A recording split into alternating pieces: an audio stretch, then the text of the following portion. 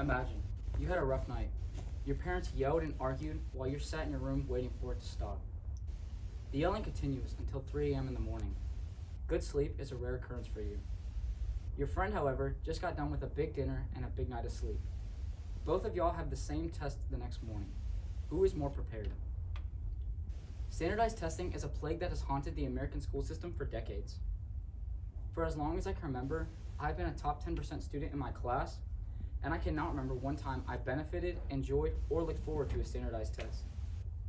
Standardized testing should not be employed in the American school system because it negatively affects students' mental health. Not all students have the same advantages or disadvantages as others, and the benefits of removing these tests far outweigh the negatives. First, I will discuss students' mental health. Standardized testing negatively affects students' mental health and well-being. Standardized testing has been proven to raise cortisol levels, and to better understand the upcoming graph, you must understand what cortisol is. The University of Rochester Medical Center and their health encyclopedia about what cortisol is states, cortisol is a steroid hormone made by your adrenaline glands. It helps your body respond to stress, regulate blood sugar, and fight infections. Your body also pumps out excess cortisol when it's under severe stress or anxiety, which can affect your health if these levels stay too high for too long. J. Fitzgerald uses a very captivating graph to enhance the severity of standardized testing on cortisol levels. As you can tell in this graph, the higher the stakes the test, the higher the cortisol levels, meaning these high stakes tests cause stress and anxiety on students and negatively affect their well-being and mental health. Another reason standardized testing should not be used is that not all students have the same advantages or disadvantages as others. Money is a difficult topic to discuss, as for every single person, it's a different situation.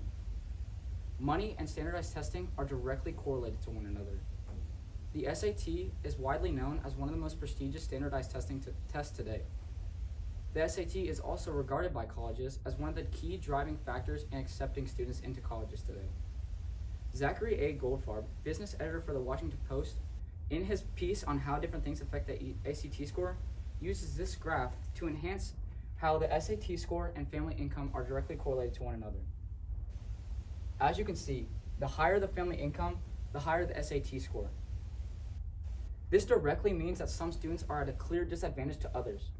How could that be fair? The final reason is, the benefits of removing standardized testing today far outweigh the negatives. Finland has recently removed standardized testing, and to say it has worked out is a light way to put it. Finland has been focusing on raising students' intelligence instead of their test scores.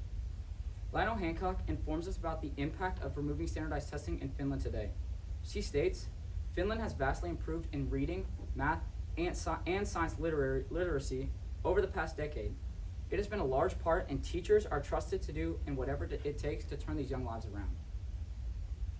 When students do not have the anxiety and the stress of these standardized tests, it allows the students to better learn from school.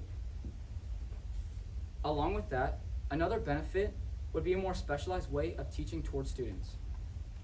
Once there is a removal of standardized tests, teachers can tailor their own creativity and teaching styles into their teaching. Trevor Mui, in his article on how standardized testing dives in on how the removal of standardized tests allows for teachers to take more time on students' learning. He states, they can design an outdoor learning experience, use project-based learning, and give writing prompts that are personal and meaningful to kids. Teachers can focus on creating curriculum that does more than just prepare students for a test. This positively affects students because it allows students to look forward to learning, which should be the main objective of school. The learning should be more important than the ranking or number next to a student's name.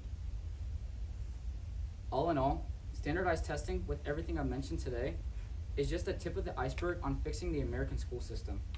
From its negatives in mental health, disadvantages some students face, and the benefits of abolishing them, it's a clear choice to remove standardized testing. Scores should not define us as students.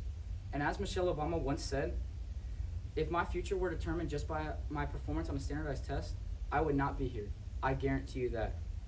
How has and will standardized tests affect you?